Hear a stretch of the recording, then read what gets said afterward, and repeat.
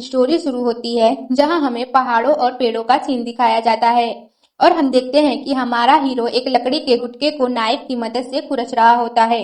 वह कहता है कि जन्म के बाद से उसके हाथों में आया वह पहला औजार था। जब उसके पिता ने उसे दिया था तब वह बहुत छोटा था। हमारा हीरो अभी 10 साल का है। उसके पिता एक मूर्तिकार थे। उन्होंने उसे चाकू चलाना और एक आदमी बनना सिखाया। हमारे हीरो के माता पिता अब इस दुनिया में नहीं है। हमारे हीरो के पिता की मृत्यु हाल ही में हुई थी। हमारा हीरो अपनी विलक्षण बुद्धि और कलात्मक प्रतिभा का उपयोग करते हुए उस दिन वह 10 साल से जिस काम पर लगा हुआ था उसे पूरा कर लिया। जहां हमें दिखाया जाता है वह उसके पिता की मूर्ति थी। एकदम आकर्षक और परफेक्ट उसके पिता की तरह ही दिख रही थी। हमारा हीरो कहता है वह अपनी उत्कृष्ट कृति को पूरा कर लिया। तभी हमें हमारे हीरो के पास्ट को दिखाया जाता है जहां उसके पिता बहुत बीमार होते हैं और बोलते हैं अब से तुम्हें सावधान रहना होगा। इस दुनिया में मैं तुम मेरे इकलौते बेटे हो। कृपया सावधान रहना। इस दुनिया में बहुत बुरे लोग हैं। मैं नहीं चाहता कि तुमको कोई चोट लगे। और वह कहते हैं कि कांग परिवार के मुखिया के अलावा किसी पर भरोसा मत करना। समझे? तभी हमारा हीरो मन में ही सोचता है कि एक घातक महामारी फैली हुई थी जिसने गांव के सभी लोगों की जान ले ली। कांग परिवार के मुखिया का देहांत 3 दिन पहले हो गया। अब हम दोनों मेरे पिता ही बचे हैं। हम गांव के पीछे पहाड़ों में रहते हैं। लेकिन वह सिर हिलाकर सहमति देता है और वो पिता को बुरी खबर न बताने का फैसला करता है। फिर हीरो के पिता कहते हैं हाँ, मुझे तुम पर बहुत गर्व है मेरे बेटे। तुम सबसे बुद्धिमान हो, सबसे सुंदर हो। और वह कहते हैं तुम हमेशा खुश मिजाज और दूसरों के प्रति दयालु और मजबूत बनो।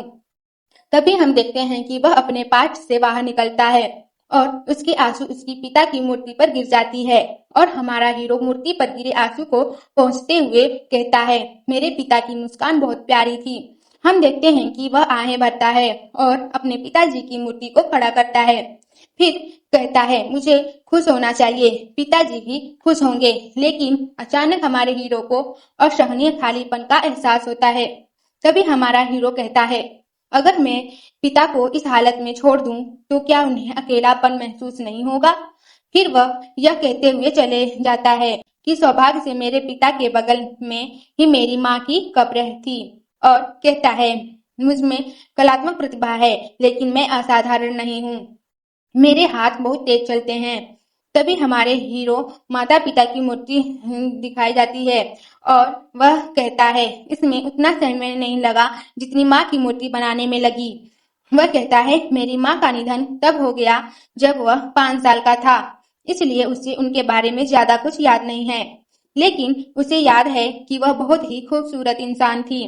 तभी हमारा हीरो आहें भरते हुए कहता है मैंने आखिरकार दोनों मूर्तियां पूरी कर ली है। तभी पीछे से आवाज आती है यह मकबरा। वह पीछे मुड़कर देखता है। एक बूढ़ा आदमी बोलता है क्या इसे तुमने बनाया है? हीरो कहता है इसी तरह मेरी मुलाकात मेरे उस लानत मालिक से हुई है। और मन में सोचता है मेरे पिता ने मुझे अजनबियों से सावधान रहने के लिए कहा था। इसलिए मुझे नहीं पता कि मुझे इस संदिग्ध बूढ़े आदमी से बात करनी चाहिए या नहीं। वह बूढ़ा आदमी दोबारा पूछता है क्या यह मकबरा तुमने बनाया है? हमारा हीरो सोचता है लेकिन एक बच्चे के रूप में मुझे अपने बड़ों का सम्मान करना चाहिए। अगर वह आसानी से दबने वाला व्यवहार नहीं करता है तो सम्मान पूर्वक जवाब देना ठीक रहेगा। और वह बोलता है हाँ। बूढ़ा आदमी गौर से देखता है और बोलता है ये मूर्तियां क्या तुमने बनाई हैं? हमारा हीरो सोचता है खुश होता है वाह, मुझे विश्वास नहीं हो रहा कि यहाँ से गुजर रहे एक बुजुर्ग व्यक्ति मेरी उत्कृष्ट कृति से प्रभावित हो गए। वह गर्व से कहता है हाँ। हमारा हीरो मन में कहता है उनकी उम्र को देखते हुए हो सकता है कि वे मुझसे अपनी कब्र के लिए अपनी एक मूर्ति बनाने को कहेंगे। तभी बूढ़ा आदमी हमारे हीरो से कहता है क्या तुम मेरा अनुसरण करने को तैयार होगे? हमारा हीरो चौंक जाता है और बोलता है मैं क्यों? आपका क्या मतलब है? आप मुझे अपने पास क्यों लाना चाहते हैं? बूढ़ा आदमी दुलार दिखाते हुए अगर तुम मुझे फॉलो करते हो मैं तुम्हें दुनिया का की सर्वश्रेष्ठ मार्शल आर्ट तकनीक सिखाऊंगा। हमारा हीरो कहता है चलोगी? क्या तुम मजाक कर रहे हो? तुम क्या बकवास कर रहे हो? मैं तुम्हारी बकवास पर क्यों विश्वास करूं? बूढ़ा आदमी हंसता है इधर देखो।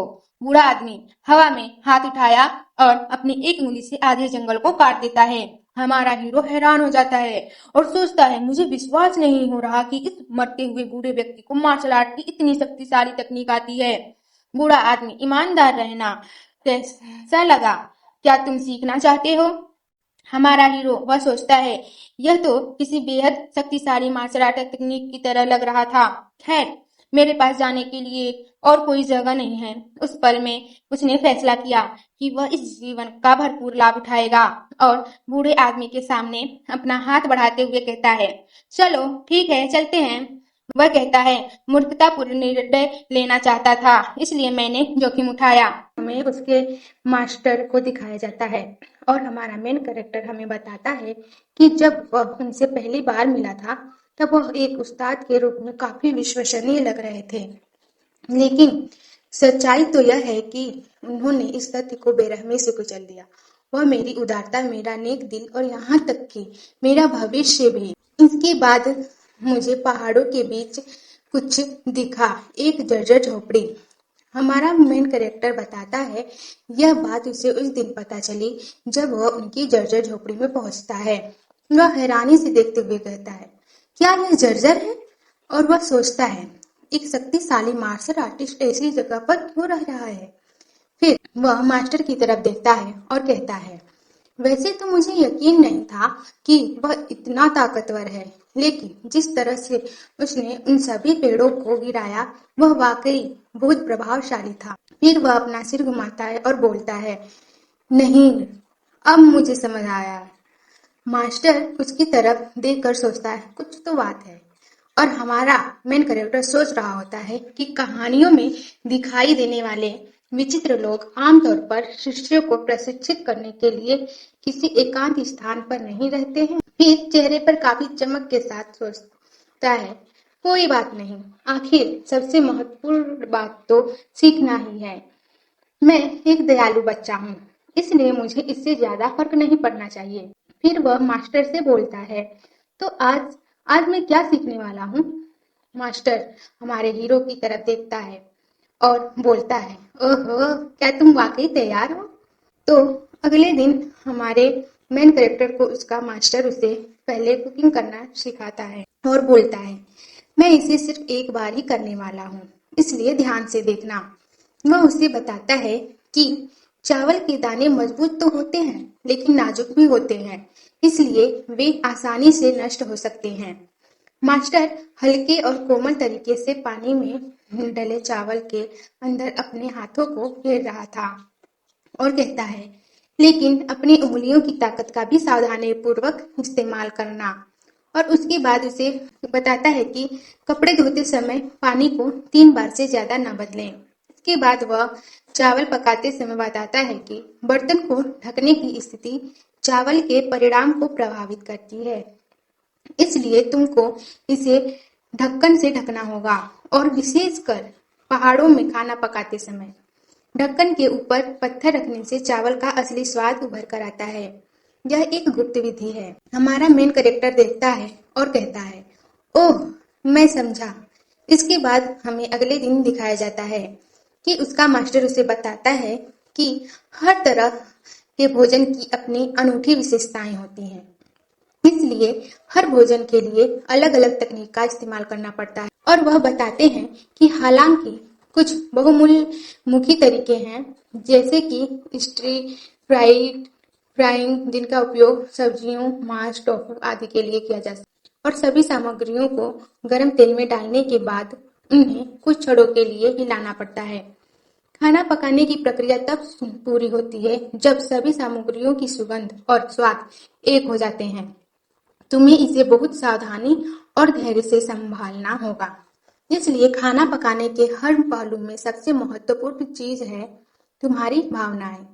यदि तुम ईमानदारी से खाना बनाते हो तो संपूर्ण ब्रह्मांड तुम्हारी शक्ति बन जाएगा। इसके बाद हमारा मेन कैरेक्टर मास्टर से कहता है, आह हाँ, लेकिन स्वामी जी, क्या आप शायद एक शेफ हैं? क्या मैं दुनिया का सर्वश्रेष्ठ शेफ बनने के लिए खाना बनाना सीखूंगा? उसका मास्टर उसे तिरछी नजर से देखता है और कहता है, तुम पूरी तस्वीर नहीं देख रहे हो। मैं तुमको जो सिखाने की कोशिश कर रहा हूँ वह यह है कि इसके लिए बेहद कुशल लेकिन नाजुक हाथों की आवश्यकता होती है और इसे हासिल करने के लिए साधारण अंतर्दृष्टि आवश्यक है। इस लिहाज से खाना बनाना तुम्हारी निपुणता को निखारता है और तुम्हारी तकनीक को खाना पकाने की कला के साथ सामंजस्य बिठाता है। तभी हमारा मेन कैरेक्टर सोचता है, वह जो कुछ भी कहता है सब कुछ बेतुका लगता है, लेकिन तकनीक का नाम उतना बुरा नहीं लगता। तभी उसका मास्टर उसकी तरफ नाइफ बढ़ाते हुए कहता है, तो क्या तुम इसे आजमाओगे? हमारा मेन कैरेक्टर सोचता है, क्या मुझे इसे आजमाना चाहिए? तभी हमें दिखाया जाता है हमारा हीरो उस काम को करने के लिए तैयार हो गया था।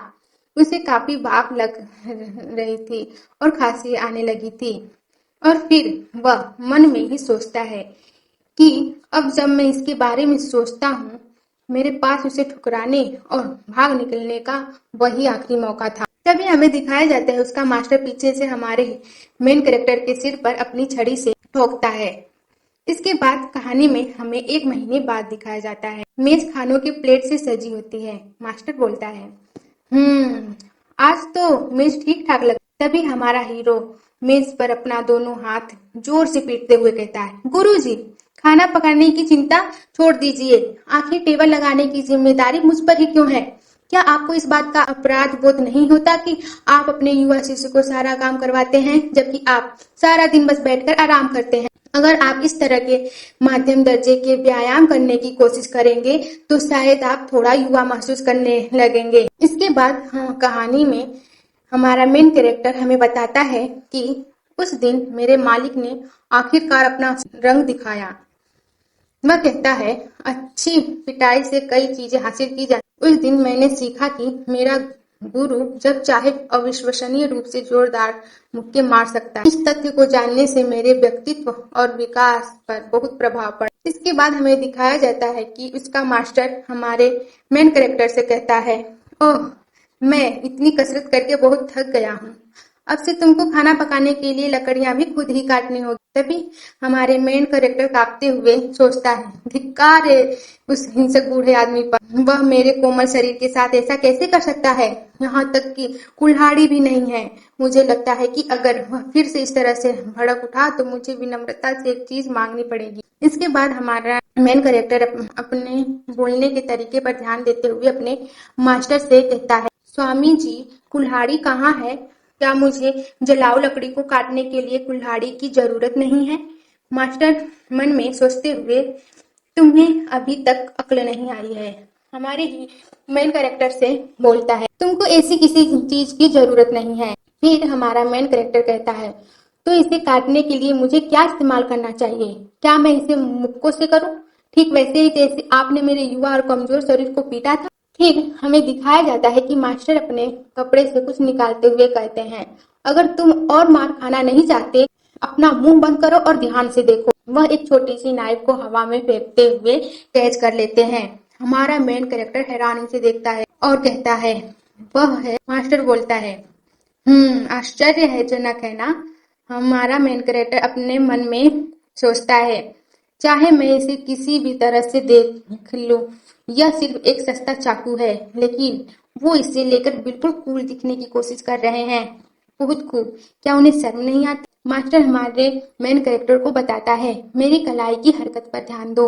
वह अपने कलाई को ऊपर उठा के खड़े लकड़ी के गुटके को उसकी सतह से छूते हुए उसे 2 टुकड़ों में विभाजित कर देते हैं। हमारे मेन कैरेक्टर को यह देखकर जोर से झटका लगता है।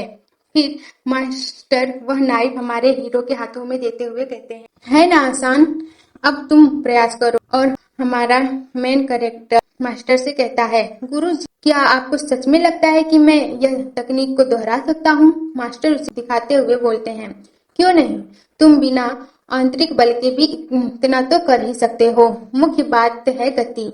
सही समय पर अपनी कलाई को मोड़ना ही असली तरकीब है। यह आसान है ना? हमारा मेन कैरेक्टर मन में सोचता है, ठीक है, चलो एक बार कोशिश करके देखते हैं। चलो देखते हैं। वह अपनी कलाई को ऊपर करते हुए सोचता है, सबसे महत्वपूर्ण बात है गति। सही समय पर अपनी कलाई को मोड़ना है। लेकिन हकीकत में उस पर छोटा सा कट लगता है। हमारा मेन कैरेक्टर यह देख काफी क्रोधित हो जाता है। तभी मास्टर कहता है, तुम इतना आसान काम नहीं कर सकते। लगता है अब कुछ नहीं किया जा सकता। और कहता है, इस बार अपनी कोहनी और कलाई दोनों का एक साथ इस्तेमाल करने की कोशिश करो।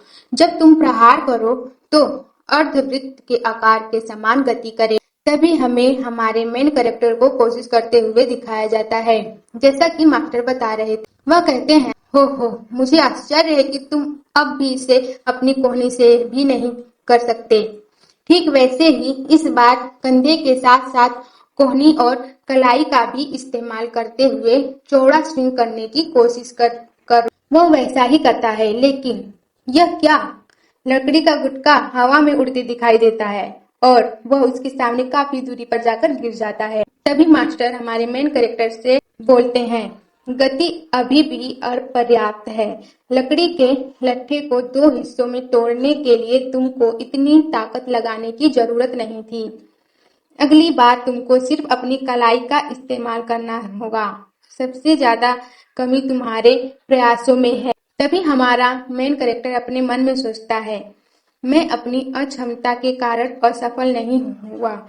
नहीं, मुझे असंभव काम करने के लिए कहते हैं। बात कहने के बाद उसकी हिम्मत कैसे हुई सेकी बगाड़ने की। लेकिन वह कहता है, फिर भी मैं शिकायत नहीं कर सकता क्योंकि वह मुझे फिर से अनुशासन सिखाएगा। वह सोचता है, मुझे असहमति जताने पर भी विनम्र रहना होगा ताकि वह मुझे पीट न दे। फिर हमारा हीरो सांस भरते हुए हाथ जोड़कर मास्टर से कहता है, गुरुजी, मैं केवल 10 वर्ष का हूँ। हालांकि मैं एक प्रभावशाली व्यक्ति हूँ, मेरा शरीर अभी भी युवा और कमजोर है। मैं इस छोटी सी छुरी से लकड़ी नहीं काट सकता। मुझे कोई बड़ी और मजबूत छुरी चाहिए जब तक मैं मजबूत नहीं हो जाता। क्या आप कृपया मुझे कुछ और सिखा सकते हैं? मास्टर गौर से देखते हुए बोलता है, क्या ऐसा है?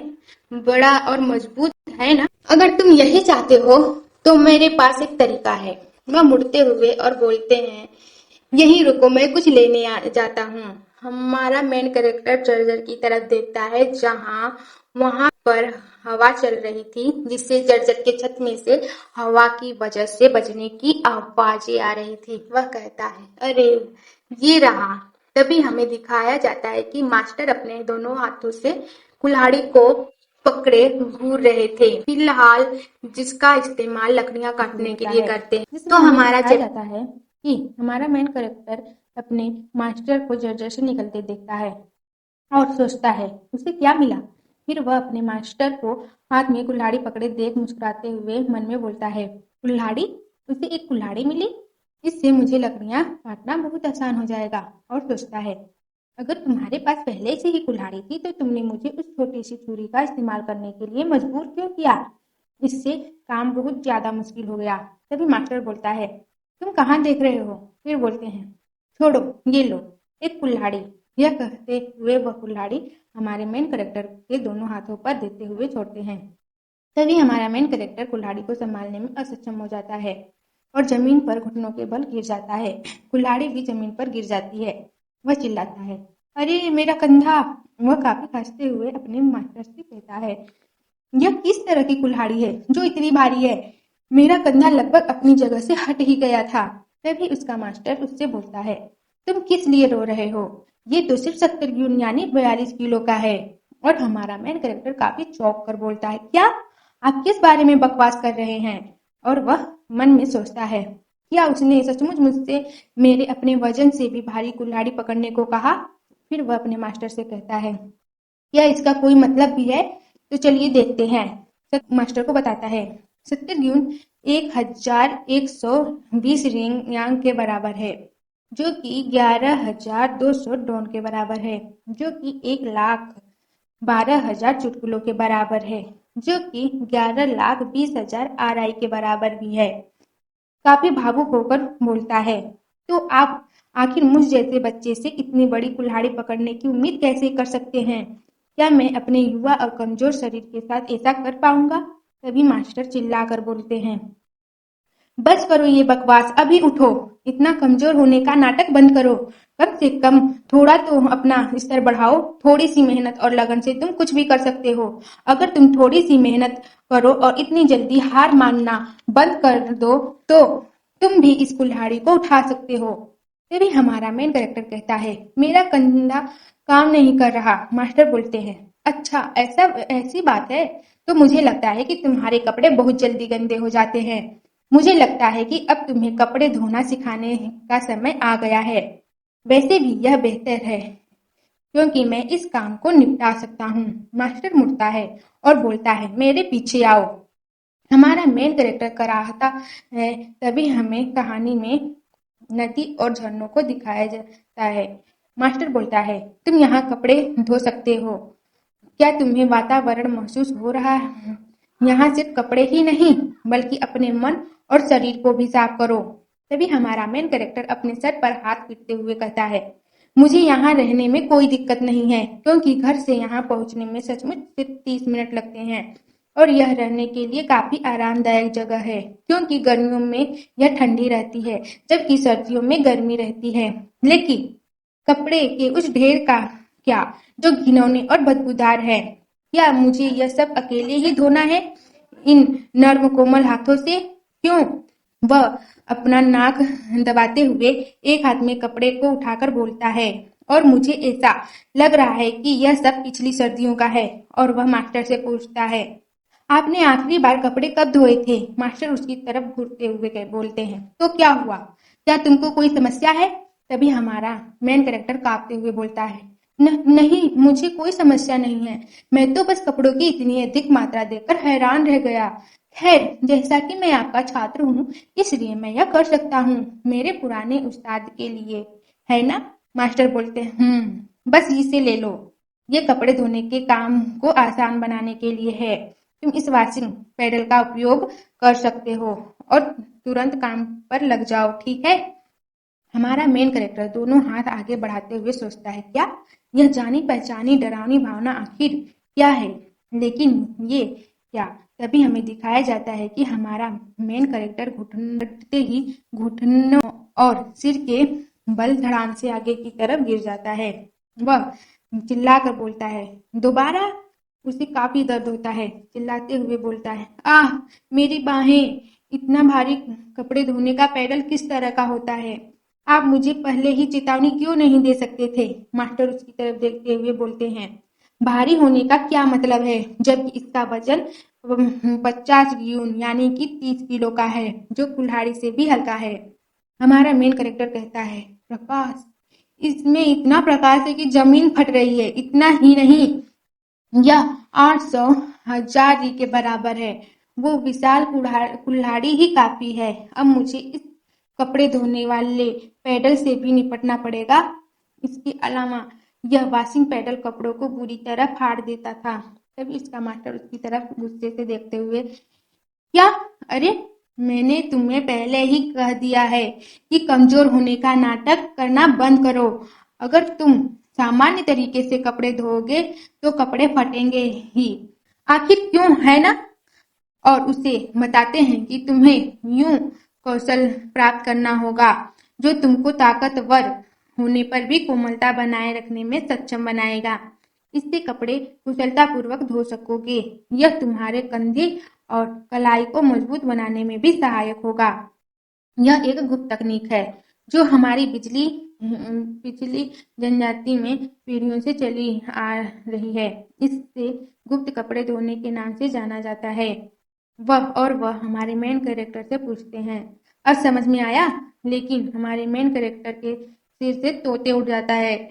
वह कहता है, क्या आपने कुछ कहा? फिर उसके मास्टर मुड़ते हुए कहते हैं, बस उस तकनीक को सीखने की पूरी कोशिश करो, समझ गए? तभी हमारा मेन कैरेक्टर ऊंची आवाज में बोलता है, रुकिए! और पूछता है, कौन सी तकनीक? वह वहां से जाते हुए बोलते हैं, मैंने अभी अभी सब कुछ समझा दिया है बेवकूफ। मैंने जो कहा उसे याद रखने की कोशिश करो। हमारा मेन कैरेक्टर उठते हुए कहता है, आखिरकार जाने से पहले कम से कम मुझे वह यू कौशल हासिल करना तो सिखा दो। लेकिन वह जाते हुए बोलते जाते हैं, सूर्यास्त से पहले कपड़े धो ले और लकड़ियां काटना और खाना बनाना मत भूलना। हमारा मेन कैरेक्टर कहता है, आपने मुझे अभी तक कुछ भी नहीं सिखाया, अब मुझे क्या करना चाहिए। हमारा मेन कैरेक्टर दूर से मास्टर को देखता है जो बोलते हैं, इसे गोली मारो बच्चे। वह देखता है और कहता है नहीं कर रहा हूँ, आप कब आते हैं। शाम के समय। तभी पेड़ों के बीच से मास्टर की आवाज आती है, अगर तुम ऐसा नहीं करोगे तो तुम्हें दंड मिलेगा। हमारा मेन कैरेक्टर डरते हुए कहता है नहीं। तभी हम कहानी में देखते हैं कि उसका मास्टर दूर पत्थर के चबूतरे पर आराम से लेटकर उसे देख रहा था और बोलता है, तुम इसे ठीक से क्यों नहीं पकड़ रहे हो। जो कि वह पैडल को रस्सी से बांधकर घसीटते हुए ले जा रहा होता है। मास्टर कहते हैं, अगर तुम इसे लगातार घसीटते रहोगे तो यह खराब हो जाएगा। तभी हमारा मेन कैरेक्टर ताश पीसते हुए कहता है, पैडल को नुकसान नहीं होगा, बल्कि मेरे अंगों को नुकसान पहुंचने वाला है। वह अपने सिर बड़ा सा भारी टब रखा होता है और पैडल के रस्सी को दोनों कंधों से बांध घसीटते हुए जा रहा होता है। तभी कुछ दूर जाते ही उसका पैर किसी चीज से टकरा जाता है, जिससे वह मुंह के बल जोर से गिर जाता है और आवेश में आते हुए बोलता है, आप मेरे साथ ऐसा व्यवहार क्यों करते हो। तभी उसका मास्टर उसके सामने खड़ा हो जाता है और हमारे मेन कैरेक्टर को उनके सिर पैर दिखते हैं। वह बोलते हैं, छी, बीती बातों पर रोना बंद करो बदमाश। तभी मास्टर पैदल को हाथों में उठाकर पैडल को देखते हुए बोलते हैं, यह ठीक लग रहा है, यह इतना भारी भी नहीं है। और बोलते हैं, चलो देखते हैं तुम इतने समय में क्या कर रहे थे। वह उसकी तरफ देखते हैं और बोलते हैं, खाना खाने का समय होने वाला है और तुमको अभी भी लकड़ियां काटनी है। और घूरने लगते हैं। फिर बोलते हैं, मेरे युवा शिष्य। और हमारा मेन कैरेक्टर रेंगते हुए दिखाई देता है। मास्टर उसको पीछे से उसका कॉलर अपने एक हाथों से पकड़ ऊपर उठा लेते हैं और गिरे कपड़े को हाथों में उठाकर पूछते हैं, जो अब फट चुके थे, ये चितरे चिट्टे क्या है, कपड़े धोने की जगह कहाँ है। गुस्से में बोलते हैं, बताओ। हमारा मेन कैरेक्टर सिर जब को घुमाता है दिखाया जाता है तो वह मास्टर को बताता है, यह सिर्फ मैं चाहे कितनी भी कोशिश करूं, चाहे कितने ही बार इस नाजुक शरीर को उसकी सीमा तक धकेल दूं, इस चीज का इस्तेमाल करना आखिर इतना मुश्किल क्यों है। सामान्य प्रक्रिया से कपड़े धोए थे, कपड़े इस तरह इसलिए हैं क्योंकि कराते हुए बोलता है, तुमने मुझे उस हुनर का इस्तेमाल करना नहीं सिखाया, इसलिए वह फट गए। और रोता हुआ वह कहता है, इस बेवकूफ पल्ले का तो जिक्र ही मत करो। तभी मास्टर बोलते हैं, क्या तुम यह कहना चाह रहे हो कि यह सब मेरी गलती है। तभी हमारा मेन कैरेक्टर मन में सोचता है, अरे यह बुरा हुआ, मैं गुरु जी के गुस्से की समस्या के बारे में भूल ही गया था, उनके आसपास ज्यादा जोर जबरदस्ती करना खतरनाक है। तभी वह मास्टर से कहता है, रुकिए, मैं लगभग भूल ही गया था। और कहता है, आपको बाप से नफरत करनी चाहिए, बाकी से नहीं, है ना। फिर वह पैडल की तरफ इशारा करते हुए बोलता है, आप ही इंसान है, इसलिए चलिए सारा दोष पैडल पर डाल देते हैं, इसे फेंक दो, दफना दो या प्रकृति को सौंप दो। मास्टर बोलते हैं, ऐसा लगता है मुझे अभी भी तुमको बहुत कुछ सिखाना बाकी है। इसके बाद कहानी में हमारा मेन कैरेक्टर हमें बताता है कि उसकी द्वितीय कक्षा का सत्र चल रहा है, क्योंकि बचपन में मेरे गुरु ने मुझे बहुत कठोर अनुशासन सिखाया था, लेकिन मैं आंख बंद करके उनकी बात मानी, मेरे पास इसके अलावा कोई विकल्प नहीं था। और मैंने खुद को यह यकीन दिला दिया कि यह सब प्रशिक्षण का ही हिस्सा था। तभी मास्टर बोलते हैं, क्या तुम्हें अब समझ में आया, अब शुरू करो। इन सभी फटे पुराने कपड़ों की मरम्मत करने के लिए proving, lock stitching, cross stitching, seam stitching, six stitching, concealing और रिफाइनिंग, और मैंने तुमको जो भी तकनीकें सिखाई है उन सभी का उपयोग करना मत भूलना। इन सभी फटे पुराने कपड़ों की मरम्मत करना तुम्हारे लिए फायदेमंद होगा, क्योंकि इससे तुम्हारे हाथों की इंद्रियों को और अधिक सक्रिय करने में मदद मिलेगी। तुम सिलाई नहीं करना चाहते, बेवकूफ। तभी हमारा मेन कैरेक्टर डर के मारे सीखने की कोशिश करता ही है कि सुई उसकी उंगली में चुभ जाती है, जिससे खून निकलने लगता है और वह जोर से चिल्लाता है। तभी हमें कहानी में सुबह सुबह का समय दिखाया जाता है, जो शरीर के निचले हिस्से को मजबूत करने के लिए बाहरी प्रशिक्षण होता है। और हमारा मेन कैरेक्टर बाल्टियां लेकर पानी लेने जाता है। इसके बाद वह कौशल की मुहिमों और गति को मजबूत करने के लिए सुबह के खाना बनाने का प्रशिक्षण करता है। इसके बाद वह शरीर के ऊपरी हिस्से को मजबूत बनाने के लिए कपड़े धोने का प्रशिक्षण करता है, घर की सफाई अच्छे से करता है, फिर दोपहर को का खाना बनाता है और इसके बाद कांपते हुए पैडल को उठाकर कपड़े धोता है, लेकिन कपड़े फेंक पड़ जाते हैं। इसके बाद दोपहर के बाद शक्ति और कौशल के लिए कांपते कांपते कुल्हाड़ी को उठाकर लकड़ी के लट्ठे तोड़ता है और वह इस बार दो टुकड़ों में विभाजित हो जाते हैं। फिर वह सूर्यास्त के समय उन लकड़ियों से खाना बनाता है। फिर शाम के समय वह फटे कपड़ों की मरम्मत करने लगता है। लेकिन इस बार भी सुई चुभने से उसकी उंगली से खून निकल जाते हैं। हमारा मेन कैरेक्टर 1 हफ्ते तक यही काम डेली करता है और 1 हफ्ते बाद वह थक कर कांपते हुए जमीन पर लेट जाता है।